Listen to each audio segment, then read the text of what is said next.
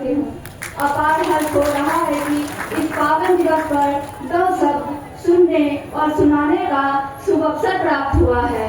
आज मैं आप सबके समक्ष भारतीय भक्ति परंपरा के ऐसे महान संत के विषय में अपने विचार अभिव्यक्त करना चाहती हूँ, जिन्होंने अपने जीवन और वाणी से समाज को नई दृष्टि दी। वे हैं संत रविदास।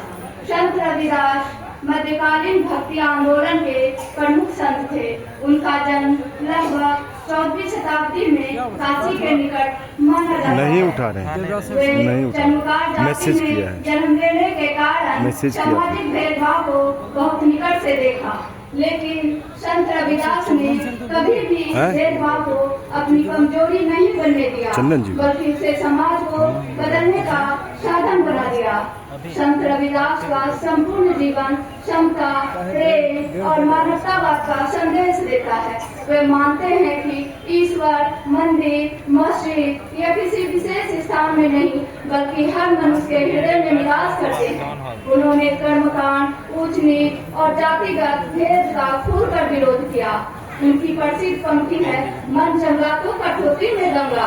आज भी हमें यह सिखाती है कि बाहरी आडंबर से अधिक महत्वपूर्ण है कि मन की शुद्धता। संत रविदास का सपना था कि एक ऐसे समाज का जहाँ कोई ऊंच नीच न हो, जहाँ सभी को सम्मान मिले।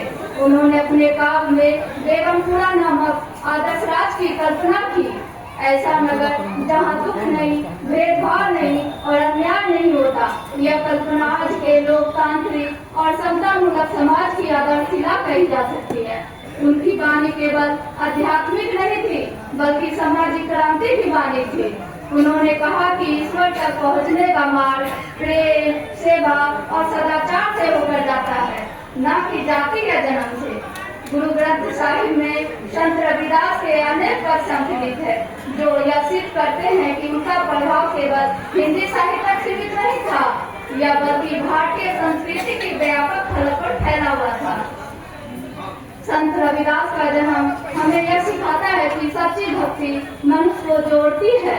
सच्चा धर्म मानवता की सेवा है और सच्चा संत वही है जो समाज को बेहतर बनाए। आज के समय में जब समाज फिर से विभाजन और की ओर बढ़ता दिखाई देता है, तो संत रविदास के विचार हमारे मार्गदर्शन देते हैं। वे हमें सिखाते हैं कि सम्मान जन्म से नहीं, कर्म और आचरण से मिलता है।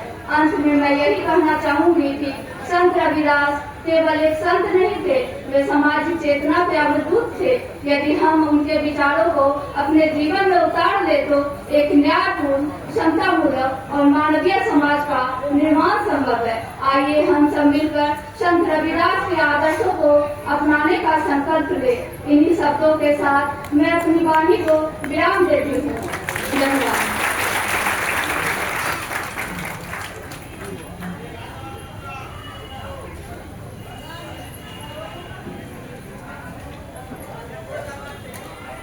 बहुत बहुत धन्यवाद।